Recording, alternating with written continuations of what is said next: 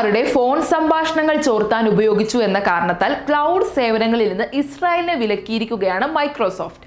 Israel പ്രതിരോധ മന്ത്രാലയത്തിന്റെ വിവാദ ഇന്റലിജൻസ് യൂണിറ്റായ യൂണിറ്റ് 8200 തങ്ങളുടെ അസൂർ ക്ലൗഡ് പ്ലാറ്റ്ഫോം സേവനങ്ങളിൽ നിന്നാണ് മൈക്രോസോഫ്റ്റ് വിലക്കിയത്. ഫലസ്തീൻ പൗരന്മാരുടെ ഫോൺ സംഭാഷണങ്ങൾ ചോർത്തി സംഭരിക്കുന്നതിന് ഈ യൂണിറ്റ് 8200 അസൂർ ഉപയോഗിച്ചുവെന്ന മാധ്യമ റിപ്പോർട്ടുകളെ തുടർന്ന് മൈക്രോസോഫ്റ്റ് ആഭ്യന്തര അന്വേഷണം നടത്തിയിരുന്നു. ഗാസയിലും വെസ്റ്റ് ബാങ്കിലും താമസിക്കുന്ന ദശലക്ഷക്കണക്കിന് സാധാരണ ഫലസ്തീനുകളുടെ കോൾ റെക്കോർഡിംഗുകളാണ് ഇസ്രായേൽ സംഭരിച്ചത്. AI സാങ്കേതിക വിദ്യ ഉപയോഗിച്ച് വിശകലനം ചെയ്യുന്നതിനും ആക്രമണം നടത്താനും വേണ്ടിയായിരുന്നു ഇത് മൈക്രോസോഫ്റ്റിന്റെ സേവന നിബന്ധനകളുടെ ലംഘനമാണെന്ന് അന്വേഷണത്തിൽ തെളിഞ്ഞു. സാധാരണ പൗരന്മാരെ നിരീക്ഷണം നടത്തുന്നതിനായി ഞങ്ങളുടെ സാങ്കേതിക വിദ്യ ഉപയോഗിക്കുന്നത് അനുവദനീയമല്ല എന്നാണ് Microsoft vice chairman Brad Smith ഇതിനോട് പ്രതികരിച്ചത്.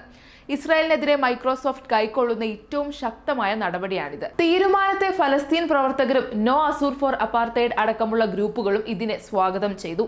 മൈക്രോസോഫ്റ്റിന്റെ ഹെഡ്ക്വാർട്ടേഴ്സിലും യൂറോപ്പിലെ ഡാറ്റാ സെന്ററുകളിലും നടന്ന പ്രതിഷേധങ്ങൾക്ക് ശേഷമാണ് മൈക്രോസോഫ്റ്റ് അന്വേഷണം നടത്താൻ തയ്യാറായത്. യൂണിറ്റ് 8200 ഇതിനകം തന്നെ 8 ടെറാബൈറ്റ് ഡാറ്റ ആമസോൺ വെബ് സർവീസുകളിലേക്ക് മാറ്റി തുടങ്ങിയതായി റിപ്പോർട്ടുകളുണ്ട്.